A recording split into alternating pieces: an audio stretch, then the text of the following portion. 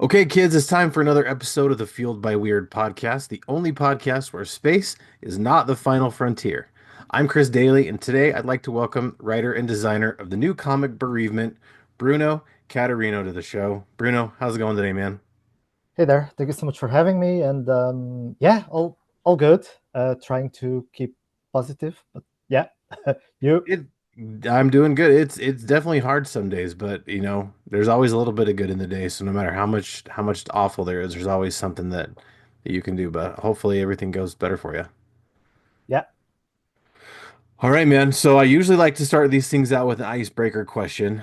So today's icebreaker question, if aliens landed on Earth, who would you tell them the first person they should talk to? please don't ask me this. Not this one, please. Oh man, I mean, I know exactly who. Yeah. I mean, it depends. Are they hostile or are they friendly? I don't know. We can go either way. I don't know. I mean, if they are hostile, I very clearly would, point them to, your towards the Americas. Okay. I'm not saying names, but Yeah, yeah, yeah. I gotcha. I yeah, gotcha. if they're hostile, I would point them that way. And Fair enough. if the rest of the country, no, I'm kidding. No, I would not like that. But yeah, I mean, I don't know. Answering to your question properly, I don't know. I guess it depends on I guess it really depends on that. Are they hostile or not, or what are they looking for? Let's Because let's say they're friendly. Let's say they're friendly. they're friendly and they're looking for something like culture, something like Yeah, that. Yeah, I mean, I don't know. That's a tough question. I mean, that is tough. I would, yeah, I probably would like to give them the best impression, right? Sure. So ooh, that's a tough one. Who would I point them to? um I don't know. I probably would just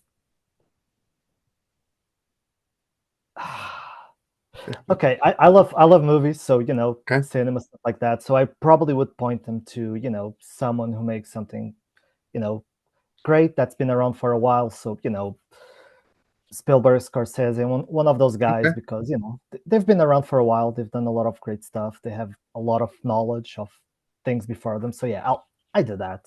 Yeah. Nice. That's a good one. I think for me, if I had to pick, I just recently got done watching. I'm a big fan of British television and especially, comedy British television. And something I just finished watching for the first time is a show called The Mighty Boosh. Um, I know that. it's it's a pretty funny show. There's an actor named Noel Fielding. A lot of people know him from the Great British Bake Off because he's been one of the hosts or one of the judges on British Bake Off for a long time. He's kind of a weird dude and he's really, really funny. And I think that I would have the aliens talk to him because I feel like they would probably understand him and get along with him pretty well because he's a pretty funny guy. Are you saying that he looks like an alien? No, I just think he's kind of a weird dude. So I think that he might be able to fit in pretty well. Yeah. No, I think so. Yeah, I think that could be a Yeah, yeah. good one. All right, man. So, when you're not writing, when you're not making comic books, tell me a little bit about, some of the stuff you're into. What's some of the things you like to do? It depends a lot. I mean, I do spend a lot of my free time, writing and making comics. But yeah, Hmm. since that's not an option, I would say that yeah, I quite like to, uh, yeah, movies. Like I said, I do not watch as much as I used to, but I do like to go to the cinema whenever I can. Nice. I do like to, read mostly indie comics.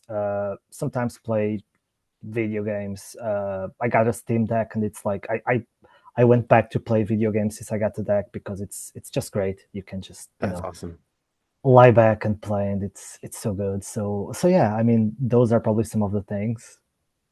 That's cool, man. I just recently, finally, after almost 10 years, upgraded my Xbox to one of the newer ones, and My old one, there's nothing wrong with it really, other than it was old. But I have a hard time sitting down to play video games, so I always guilt myself out of it because like I could be doing something productive, but my wife's like, if we're gonna get this Xbox for you, or if Santa Claus is gonna bring you this Xbox, you're going to make time to play this Xbox. So I said, okay, fair enough. So I recently also gotten back into video games. I found some pretty good ones recently, and I used to play a lot on my PC, but I haven't had a PC that was a good gaming PC for a long time, Mhm. so I kind of missed that a little bit. Um, what's one of your favorite games you played on your Steam Deck recently? I mean, right now I'm playing Octopath Traveler. It's really Oh, cool. I nice. mean, yeah, Yeah, I heard of that one. it's from the same guys of Final Fantasy, but it's more like traditional RPG, turn-based. It's 2.5D, so it's like yeah, it's 2D, but it has some depth and That's yeah, cool. even the camera. Whenever you go in and out, the camera kind of just you get like a um, out of words. Words are missing. I can't talk today. Yeah, it just gets out of focus. So yeah, it looks really cool. I'm really enjoying that. Cool. Yeah. That's cool. I really, I think, those side-scrolling 2D games, I think got a lot of hate for a while, but I'm glad they're finally starting to make a comeback because they actually, there are a lot of fun. And, sometimes it's fun to kind of have the 3D where you kind of get the full perspective, but sometimes it doesn't matter. You just want to get into a game, you just want to, hit some stuff. So, Yeah, and if you're going to stuff like Super Mario and Sonic and that kind of stuff, yeah. Jackrabbit, you want it to be 2D. I mean, 3D is Yeah. fine. Yeah, It I works a mean, lot better. 3D, yeah, yeah, I mean, some of the 3D stuff, it's kind of cool, but sometimes, just 2D works just as good. yeah. Absolutely. Cool, man. Okay, so I want to take a trip in the Wayback Machine. I want to go way back to your origin story, and I kind of want to find out, what was it originally that got you inspired to become a writer in the first place? Like, what was it that wanted you to, or what was it that led you to want to become a writer? Oh, ooh, we really need to go back. I Gotta mean, go all the way back. so when my mom and my dad, no, That's too far. That's too far. that's too far. Yeah. No, so I don't know. I kind of didn't study anything related with writing, and I guess because I'm from Portugal, and I don't know. I always had like this thing about making movies, Hmm. but I always thought that okay, I'm never going to become a filmmaker in Portugal, right? So I kind of went into tech. And I don't think it was until I came to London that I started actually writing. And I started writing initially screenplays, for features, TV, short films. I even made a few short films, so directed, produced them, That's cool. and wrote them, obviously. Yeah. um, but yeah, I mean, it's a tough business where uh, yeah, I mean, it's who you know, it's all that. Yeah. The budgets are gigantic to make anything you want to make. I was making dramas, which is not really my favorite thing, but it's what you can do on a budget, Yeah. and you don't really have something to do or to sell. After you finish, nobody wants shorts. Uh, and yeah, I mean, yeah, I think what got me into writing was that because I enjoyed telling stories, and after I came to London, I started doing that. Um, I don't know. I feel like I kind of already I didn't talk about the comic book part, but I think I kind of answered your question in terms of Well, that's okay. Yeah, writing. But because I just wanted to know like what was it that made you want to become a writer? So we haven't I really even got to the comic book part yet. yeah, I guess it's yeah, I guess it's having like a lot of ideas, of stories, and yeah, I don't know. I just always kind of wanted to I think it's a way to I don't know, share the craziness that's on my head. If Yeah. in my head, if that makes sense, No, it's absolutely. yeah, put it out there. Yeah, something like that. Yeah. I don't have a logical explanation because none of this is logical. That's the best answer I've ever heard because, being a little bit of a writer myself, I totally understand how, you really you can't really explain all the time why you wanted to become a writer because it's like just the craziest thing ever that you would want to beat up yourself like that because I know, I've seen people where, I think it was I can't think of his name all of a sudden. But there's a director who say, most of my writing process is sitting at my laptop looking at the blank screen like this for hours, and then you spend 10 minutes. Taika Waititi, that's who I'm talking about. He said he'll sit Well, at his laptop like this, and he'll sit for hours, and then he'll take 15 minutes and write a couple pages, and then he's done. And that's the writing process, which to most normal people that sounds absolutely crazy, but to writers, it's like, oh, that makes perfect sense. yeah, that is very natural. Yeah, and with a lot of writing, I've talked to a lot of writers, and a lot of them, uh, they live by the, if you can't find the kind of story in the world that you want to see, make that story. And it sounds like that's kind of exactly what you've done. Yeah, I guess it's a little bit of that. Is that Yeah. yeah, I don't have much more to explain over that. No, It's that's exactly that. perfect. I think you got it. Yeah. That's perfect. If you don't find the story you're looking for, that's because you haven't made it yet. So that's great. I like that a lot. So, now we'll kind of get into the comic book part. So, what was it that kind of, got you into wanting to start doing comic books? Because you said you wrote a lot of movies and short movies and screenplays and stuff like that. What made you decide to make the transition from that over to comic books? I mean, I guess it's yeah because making movies was taking it would take a lot of effort to do anything. I'm sure. Yeah, it would not you would not make money out of it, and Yeah. so I thought, what makes a lot of money? Comics.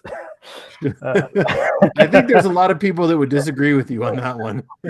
including myself. I'm joking. Yeah, yeah, Yeah. yeah. No, I attended the workshop. So I went to a Comic Con. I attended the workshop with the writer Neil Gibson, which I actually have. Like, I'm actually. Oh, it's faded. Well, But anyway, oh, okay. yeah. Sorry, what were you Oh no, saying? you're good. Go ahead. Yeah. Well, anyway, I attended that workshop, and yeah, he was talking about how to write horror because he writes a lot of horror, how to write thrilling stories, and all of that. And at the end of the thing, he kind of told everyone, "Hey, write a 4-page comic and send it to me." And that was kind of it, really, because I sent it to him. He liked it.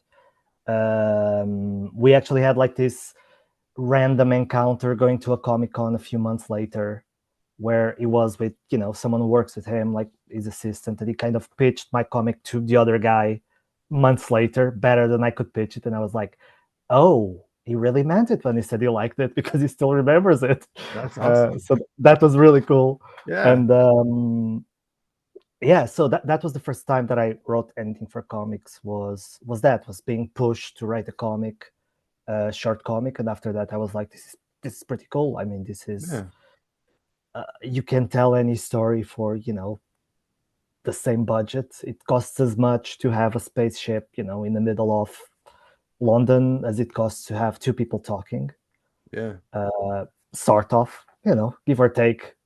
I think artists would disagree about that if you have like Sure. crowd scenes and Sure. stuff like Yeah. that. But yeah, the price is very similar, and you can do anything, and you can actually tell the stories that I couldn't tell in films, like sci-fi, fantasy, horror, where you have like special effects and stuff like that. So yeah, Yeah. that's great. So I started going in that direction, and yeah, right now I'm definitely more of a comic book writer than I am of a you know than I am of a screenwriter, because yeah, That's comics are cool. cool. Yeah, I talked to another couple of guys named Silas and CJ who kind of are the same thing. They're like a movie writing duo, and or they do a lot of writing together as a duo, and that's how they got their start was with movies. They decided that it was taking too long, so they took one of the screenplays they did and they actually just adapted it to a comic book because like you said, it's cheaper.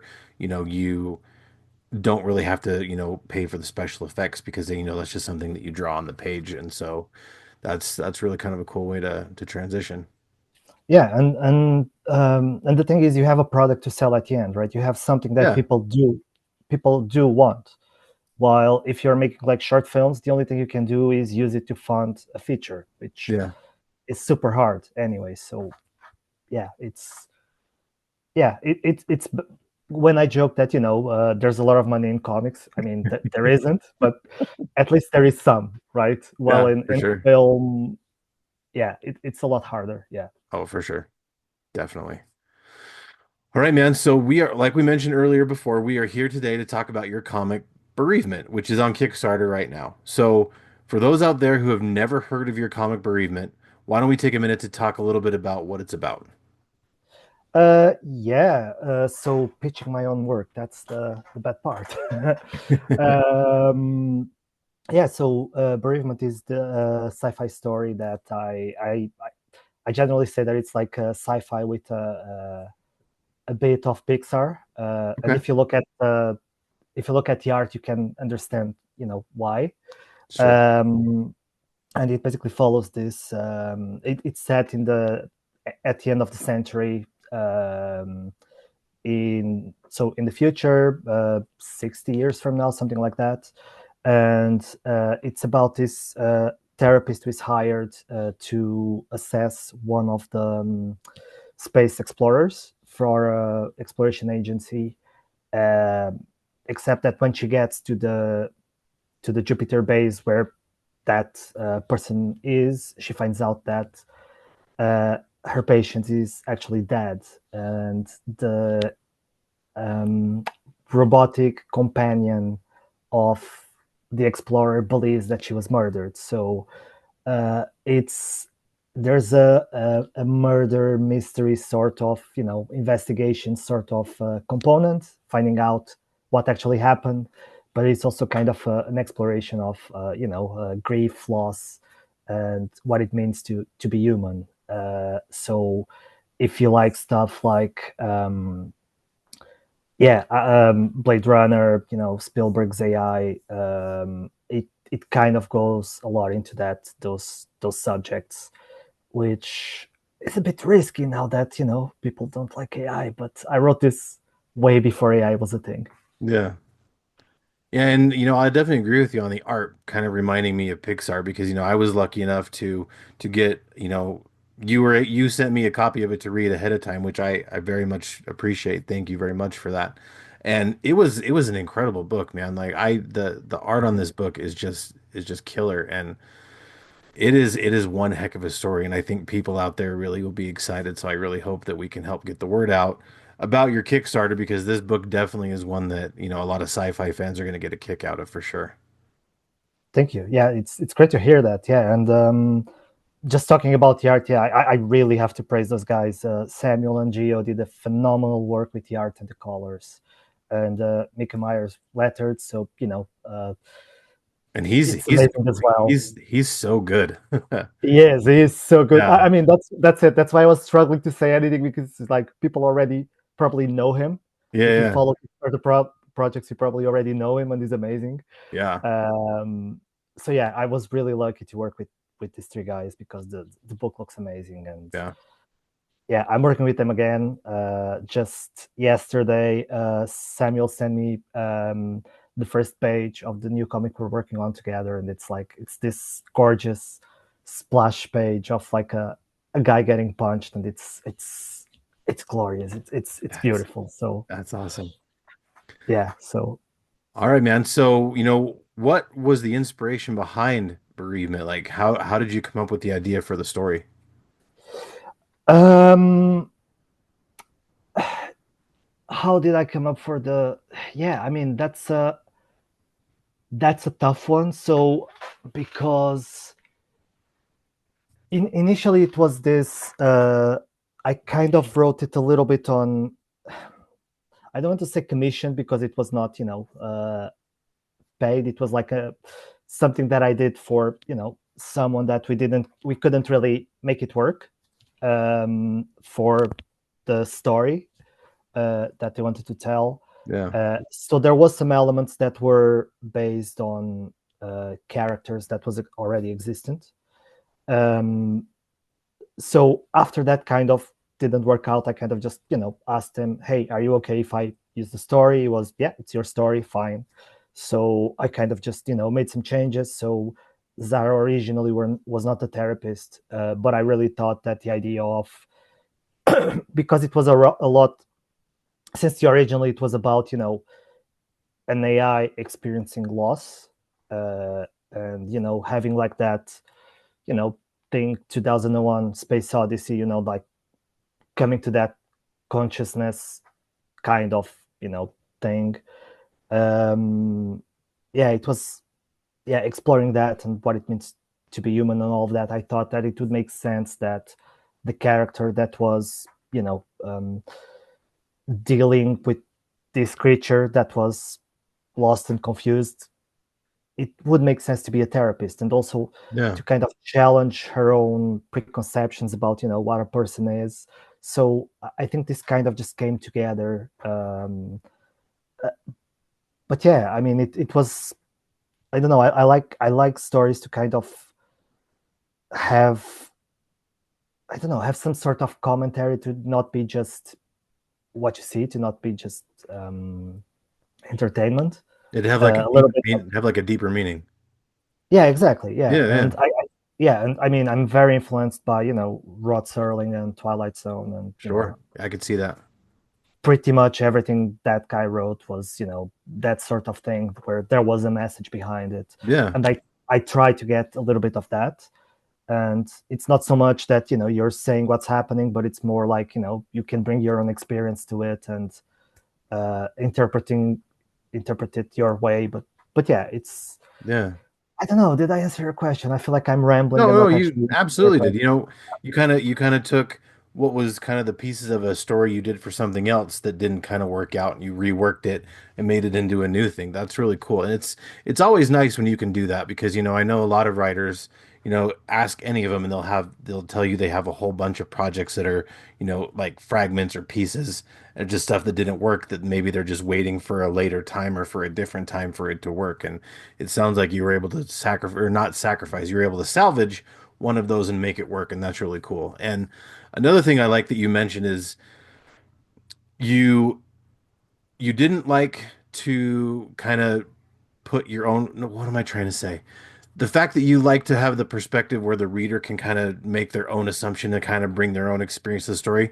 I really like that when a writer will take all the extra effort to kind of not just like tell their story, but also kind of make it that when you tell your own story, you make it a way that you can kind of incorporate it into something that you might have experienced. That's a neat way to bring the reader in and kind of have the reader, like, have a full experience of the story. And I really like that you did that. Like writers that do that, I think, they're finding a way to make a connection with their fan base a little bit more. I think that's cool that you went the extra effort to do that. Thank you. Yeah, thanks. Well, whether I succeeded or not, that's a different story. But Hey, I think you did, and that's all that matters right now. So yeah, only your opinion matters right now. No one right now, else. yeah, absolutely. Well, eventually other people will, but since it's just you and I, that's all that matters right now. Yeah, yeah. No, All right, thank you for man. that. Absolutely. So, what I want to ask is, with bereavement, is this something you have planned out as like a long-term story? Is it like a short story arc that you have planned out? Ideally in a perfect world, if you were able to get all the funding that you needed to produce additional issues of bereavement, where is your end goal? Where does your story end? Oh man, I do need to do a continuation, because everybody who reads it is like, oh, what happens next? And my answer is nothing. It's not supposed to. It really is supposed to be a one shot. Oh, okay, that's cool. It is. I mean, but it has like, I mean, okay, I don't think I'm spoiling it by saying that it's somehow open ended, in a way. And I guess that's the part where you're bringing the reader's perspective to do some interpretation, Yeah, especially that last panel. Not wanting to spoil it, but yeah, there's a very specific decision that was made there about a number that shows up, and that number yeah, it's that number because I wanted to make it very specific. Yeah, yeah. Um, and but yeah, it was meant to end to like that. I do get a lot of people asking me that question, which is where it goes next. So I wonder, maybe I need to come up with, some story using those characters. But, you know, at the same time, a lot of stories do something that people like, and then they do a sequel, and it's like, disappointing. So I don't know. If something comes up, if I have an idea that I think would be a good idea, I might do it. But as of now, it's meant to be a one shot.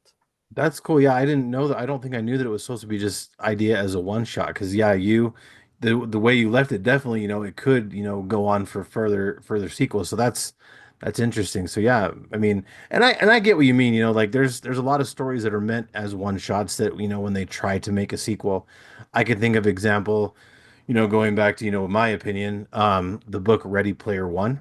I thought that book was an incredible book. And it was kind of just, a one and done thing. But then, they talked him into writing a second one. And in my opinion, I don't think the second one was nearly as good as the first one. I mean, there had some good things in it, but for the most part, I think if they just would have finished the story at one, I think that would have been a good way to end that one. But that's just me. But I mean, again, I get your hesitation of wanting to write more, but at the same time, maybe not wanting to write more just because, I mean, it's hard. It's hard to say sometimes. Yeah, I think it's one of those that I will not chase, because the thing is, people who have read it have really enjoyed it Yeah, so far, and it's good to actually get that positivity about your work. People are really enjoying it, absolutely. Yeah, but I kind of don't want to chase that and be like, oh, people liked it, let me do another one. I don't know. I'm open to the idea to do another one, but I need to have a story that I think it's worth doing another one. sure. I'm not going to do another one just because people seem to Absolutely. want it. If that Yeah, makes sense. I think that's a good idea for sure. Like, I wouldn't do one just because people say, "Hey, do one." Like, if you happen to, months, days, years from now, if you're like, "Oh, hey, this hit me," that would be a good idea for another one. That's the perfect time. But yeah, I think, that's probably a good idea to kind of just sit and let it sink in a little bit and just kind of see if something happens. And if nothing does, then you've got this great one shot here that just, is here and there it is. But if it ever happens that you come across an idea that would work for another one, then yeah, absolutely. But yeah, definitely, I don't think that any writer really should change from their plan just because someone says so. Like, hey, this was good, you should write more. Like, well, I do write more. I've got this other book over here, Yeah. you know? But so that's cool. No, I think that's the way to go. Is that Yeah, absolutely. it's uh, I don't know. I think if you have something else to give people and people like that as well, they probably will forget that other thing. Yeah. Hopefully, in a good way. They will forget, as in Yeah.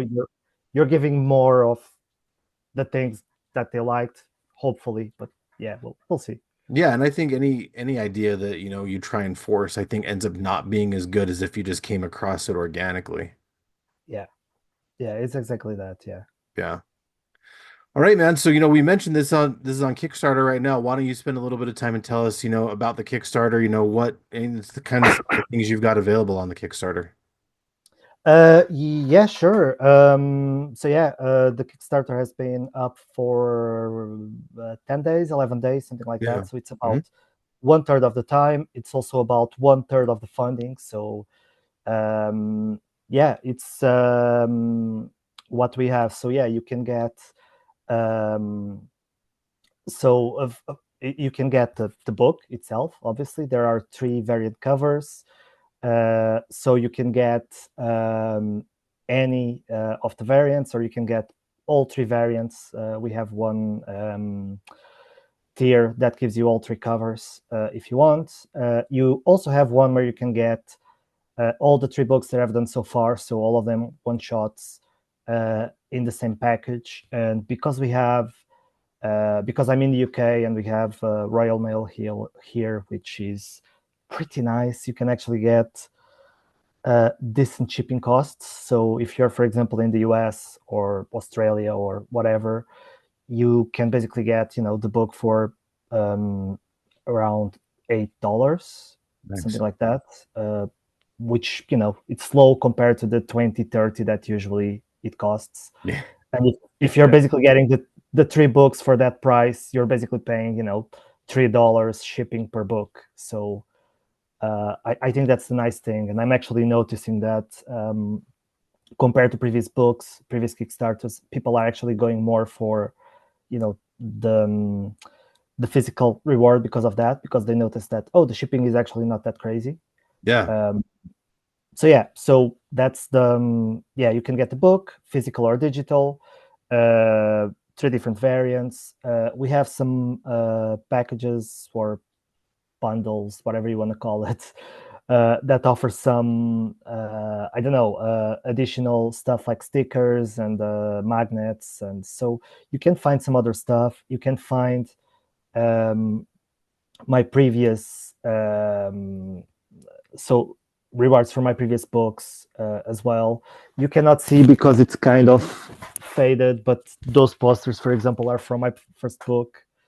Nice. um, so yeah, you can get those as well. And what else? And oh yeah, and for just £1 backing, you basically can get five different books by five amazing creators that kind of were kind enough to volunteer, let me use some of their work. And you can basically get five digital comics with any pledge. For as little as £1 or above, you'll get five additional digital comics. So yeah, so yeah, just have a look at the page and what's there. And yeah. Yeah, absolutely. And I'll make sure we get the link in the show notes. We'll get the link shared out on social media so everyone can go and find it because the Kickstarter ends on February 20th. So make sure you don't sit on it. You get on it today. Go check it out.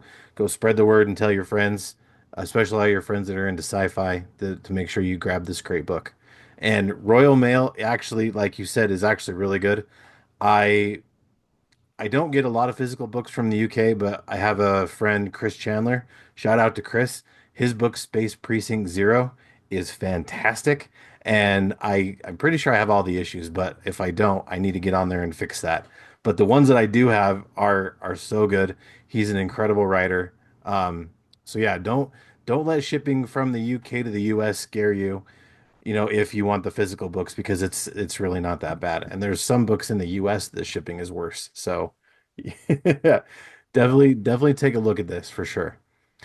Yeah, thank Now, you. Bruno, before I let you go, after this Kickstarter wraps up, what do you have next that you can talk about? Ooh, so much. So no, my plan at the beginning of the year was to launch six Kickstarters this Oh year, wow. Okay. which is pretty good. Yeah. So one of them is this Bereavement. I have one other one shot that just today I got several layouts from the artist, and that's like late pages, spoiler pages that I really want to share because they look amazing, and I Yeah. can share because spoilers. That's um, yeah, so there's that book as well. I have one sci-fi anthology that was the first book I started working on 4 years ago, and it's still not released. But yeah, I mean, anthologies, things move at different speeds. sure. Sometimes you have issues like artists dropping out and stuff like that. Yeah, yeah. So it's been taking time, but I think this year is the year that we launch that book because it's very nearly done. So yeah, that anthology, that's I'm really excited because I think some of the things that I like to write the most are in that book. Very cool. Uh, so yeah, I'm also starting to launch regular series. So I have one superhero series it's a little bit different because it's think about Walking Dead with superheroes. So what if the world change overnight, that suddenly you have superheroes? How would that affect the real world? So that's Yeah. one of them. The Yeah. artist is sorry, go ahead. No, I just said that's awesome. Yeah, so it's basically the artist is just going through. very quickly. So the artist is Arturo Palacios, and is amazing. He's just getting through pages really quickly. Nice. So yeah, and what else? I have the other one that I told you about, Crimson Bay, where I got the first page, and it's kind of an homage to fighting games from the 80s and 90s. So Street Fighter, Streets of Rage, Yeah, that's my that's jam. exactly. Yeah, So you are likely going to like that because I'm it's excited. yeah, and it's by the same artist and the same colorist as Bereavement. Nice. So That's awesome. yeah, yeah. So those are the ones that I have in development, but I also had several ideas for stuff that I want to write that I oh man, I have so much. I just I have so much going on and I just keep coming with more stuff. It's really hard to get everything done. But yeah, That's awesome, those man. are guaranteed. I will try to get more stuff than that. We'll see. Very cool. Well, that's exciting, man. It's always good to have, someone who's super excited about their writing and have so much stuff that can't find time to fit it all in. That's really cool. I'm very, very Yeah. excited for you, man. And yeah, that fighting book, I'm gonna keep my eyes out for that one because that one sounds super awesome. I'm very excited. Yeah, I only saw one page of it so far, and it's amazing. And it's a That's sketch. It's not even a completed page, but it already looks awesome. that's awesome. All right, Yeah. man. Before I let you go, I want to ask you. I ask all my guests this. So, if you were to give a piece of advice to all the other fellow creatives out there, what's a piece of advice you would give? Oof. Um, to any level or someone Any level, starting? any level. Okay. I don't know. I think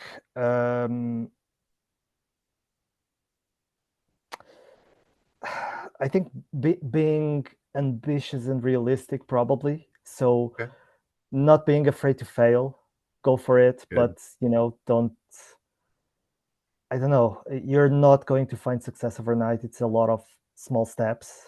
The next, what you're doing now is building up for the next one and the next one. Yeah, And yeah, I guess I guess what I'm trying to get to is, the mindset, have the mindset that nobody's an overnight success. And even people who apparently became overnight successes, they probably were working for 10, 20 years before they got there. absolutely. So baby steps gets you there. For sure. Yeah, that's good advice. Yeah, don't be afraid to fail because you're not going to be perfect your first time out. And you're not even going to be probably even very good at that. You shouldn't expect to, as soon as you release something, you're going to be super good at it because it's going to take time to work on it. Like I use this all the time as an example with this podcast. The very first episode of this show that I did was the first time I've ever done a video podcast, and it was weird, and I was nervous, and I think it could have gone a lot better. Luckily, I had a guest that was super awesome and super chill. And now, this is episode 80 of the same show. And so after all this time, I still don't think I'm very good, but I think I'm definitely a lot better than the first one. So, it takes time to work to get better at it. And you can't get better if you don't ever start. So, that's good Yeah. advice for sure. And even that first time, you probably were a lot better than you think you were, or that you give yourself credit to be. I guess it's Yeah, just self doubt that, yeah. that's probably true. And I've been doing podcasts for like 10 years or more than 10 years now, but this one is the first time it was ever a video one. So it was a little bit weird, but you're right. I probably was better than I gave myself credit for, but it's still kind of hard, especially when you're kind of changing something up and doing something different for the first time.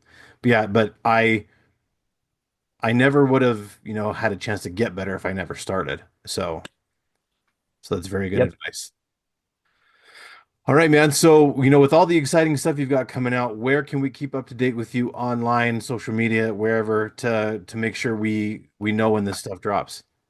Right. So I'm in a bit of a kind of social media detox. So I am on Blue Sky, and that's probably my main social media right now. So you can find me at brunocatarino.com. Bruno Catarino, I think.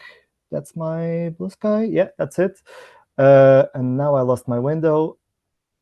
Apologies. So No yeah, worries. Yeah, Bruno Catarino is my Blue Sky. You can find my website, samething.com, where you can find my store. You can find the projects, all the projects that I told you about today. You'll see some stuff there, like, concept art or pages. So I try to keep some stuff updated there. Other than that, I'm still on Facebook, but I'm thinking about potentially leaving. Uh, I'm on Mastodon, B Caterino, but I don't really use it that much. So I'm trying to figure out, where I will be going forward. Blue Sky for sure, but yeah, and my website for sure. So Nice. those are probably the best places to find me. Yeah, I think a lot of us are going through that social media detox right now, trying to find the best, like the truly the best. And so far, I don't know about you, but I think Blue Sky is awesome. It is. I think it's one of my new favorite social medias. Like I get way better engagement on there than anywhere else. And the people just are generally nicer over there. There's not so much negativity. That's kind of the big one is, you're on, Facebook, Instagram, stuff like that, and you're just flooded with all of this, especially Twitter, which actually I just dumped my Twitter not too long ago. But you're just bombarded with all this negativity and, people aren't made to just consume that much negativity all, at once like that. And I've slowly started kind of picking away at my social media, and it's definitely made a difference for sure. But yeah, Blue Sky is so great. It is. It is. Yeah. Another one that I kind of tried and I really like, but nobody's there, is one called Vero, Oh, okay, I've heard of VRO. that one. Oh, no, I I have mean, heard of that one. Yeah. yeah, I don't know, I like it, but nobody's there. So, Yeah, I think I was on Vero for a minute, but I was the same thing. There's no one there. And I think I was on Mastodon too. But yeah, that one I don't really use that much. I was on another one that was Hive, I think is what it was, which I think Hive was really cool, but um I don't know, it just crashed a bunch and there was mm, a bunch of stuff that you could like. My big problem with it was I didn't put my birthday in, but they put my birthday in as like the way wrong date, and it wouldn't let me change it. Like you can't change your birthday. I'm like, why? It's not my birth. That's the date you put is not my birthday. And like I kept like reaching out to their, support, like, hey, like I need to fix this, and like no one ever responded to me. So I'm like, I'm just gonna be done with you guys. Like it was kind of a cool concept, but yeah, and Blue Sky is so great, and I think it's just going to get yes. better, and I'm really excited about that. Yeah, it really is good. I wish more people were dumping their, Twitter and other stuff and go to Blue Sky, or I mean, even Mastodon. I don't really use Mastodon. I need to use it more, but a bit like you. I guess my problem is that it's too similar to Blue Sky, so it's like I don't see a point. Yeah. But it does have some similarities with Facebook as well. So I don't know. I need to Yeah. invest some more time in it. The big thing I've been telling people, which it hasn't really worked, I don't think, but a lot of people hate when you go on like Instagram and Facebook and you're just scrolling through your feed and they're just full of advertisements and suggested like, hey, you might like this person. Like, nah, I don't though. But what I like about Blue Sky is none of that's there. And all of the stuff is in timeline order. That's the thing I like the best. Like Facebook, you go on and it's like this is a post from 22 hours ago, then you got a post from 22 minutes ago. Like there's it's just chaos. But with Blue Yeah, Sky, it's all in order. There's no ads, there's no suggestions. It's like if I want a suggestion, I'll just go find them. You don't need to like give it to me and put it in front of me. I'll find it. And that's I think why Blue Sky is a little bit better in my opinion. I think it's because it's made by the people who originally had Twitter, but it's not Twitter, and that's probably why it's so great because Twitter is just Twitter's awful, and we could go on for days about that, but we won't. yeah. No, I closed my account. I'm much happier Yeah, now, and yeah, absolutely. All right. Well, before I let you go, I want to make sure we share with everybody that I want to thank the band Polygon Horizon. Their song Pizza Force is the song we use for the show. It's a great song. Go check them out on Bandcamp and give them some love. You can find the show Fueled by Weird. For right now, you can find us on Instagram, on Facebook, and on TikTok. You can also find it on Blue Sky, but it's right now it's just under my account at Chris Daly. So if you want to come find me on Blue Sky, come find me and be friends with me. You can also shoot me an email at fueledbyweird@gmail.com. We can talk about all sorts of stuff, whatever you want. You can get booked on the show if you want. You can find the show on YouTube, wherever you get your podcasts, Spotify. You can also find us on the Spotlight Media GA app.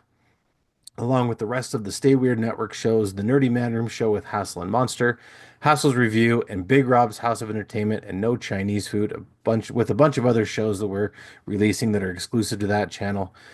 Now, the Stay Weird Network, it's a brand new channel, a brand new podcast network dedicated to bringing some awesome back to the internet. Go find us on YouTube at Stay Weird Network. You can find us on Instagram at the same handle, and you can email us at stayweirdnetwork@gmail.com. And there's a whole bunch of other exclusive shows on there. Go check them out. And I also want to thank my sponsor, the Zone Collectibles in Tifton, Georgia, your one-stop shop for comics, collectibles, and so much more. And if you like the show, please leave a review and tell your friends because word of mouth is my friend. And remember, kids, life's too short to be normal, so stay weird. Bruno, thanks so much for joining me today, man. Thank you for having me. This was Absolutely. really fun. Good luck.